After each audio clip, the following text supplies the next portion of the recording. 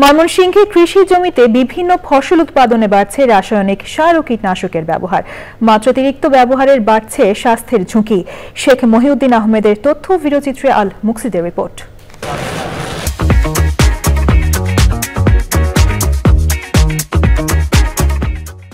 প্রতিনিয়তই সকাল বিকাল ধানসহ বিভিন্ন কৃষি জমিতে এভাবেই রাসায়নিক সার ও কীটনাশক প্রয়োগ করছেন ময়মনসিংহের কৃষক।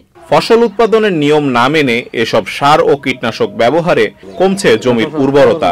রাসায়নিক সার ও কীটনাশক ব্যবহারের ফলে নষ্ট হচ্ছে ফসল, প্রভাব পড়ছে জলজ প্রাণীর উপরেও। ফসল চাষ করার জন্য আমরা রাসায়নিক সার ব্যবহার করি আর কীটনাশক ব্যবহার করি। পোকা ধরে দেখে সকাল বিকাল ওষুধ দেই। আজকে দিলাম বিকেলে, আসরের পরে আমি স্প্রে করি। এটা 7 দিন পর পর স্প্রে করতে হয়। জৈবিক সার ব্যবহার করলে জমির কোনো ক্ষতি হয় না, ফসলও ভালো হয়, পরিবেশের কোনো ক্ষয়ক্ষতি হয় না।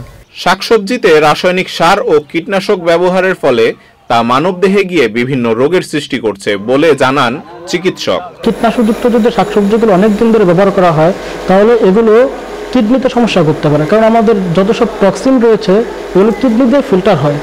সেজন্য দিন যত যাবে তো দীর্ঘমেয়াদী ব্যবহার করলে কিডনিতে অনেক মারাত্মক প্রভাব ফেলতে পারে। রাসায়নিক সার ও কীটনাশক ব্যবহারের কথা স্বীকার করে কৃষি বিভাগ বলছে পরিবেশের ক্ষতি ও উপকারী পোকাও নষ্ট হচ্ছে এতে।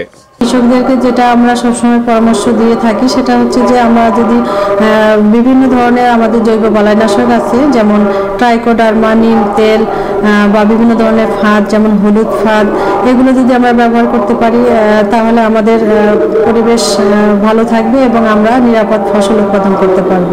ময়মনসিংহে নিরাপদ ও বিষমুক্ত ফসল উৎপাদন সহজলভ্য হবে এমনটাই প্রত্যাশা কৃষি সংশ্লিষ্টদের।